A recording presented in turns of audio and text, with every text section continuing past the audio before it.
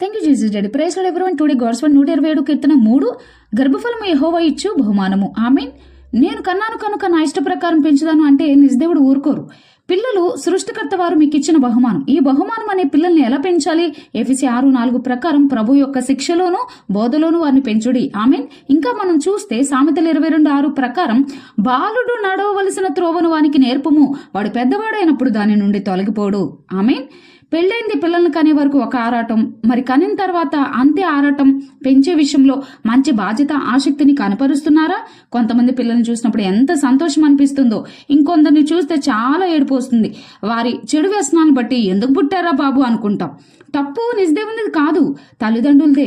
నరుడు తప్పు చేస్తారేమో కానీ నిజదేవుడు తప్పు చేయరు. పిల్లల పట్ల నా పందమే నెగ్గాలి అని కోరుకోక పిల్లల్నిచ్చిన నిజదేవుని చిత్తమే వారి పట్ల జరగాలని ఆశించండి. అదే నీకు నీ కుటుంబానికి క్షేమం. ఆమేన్.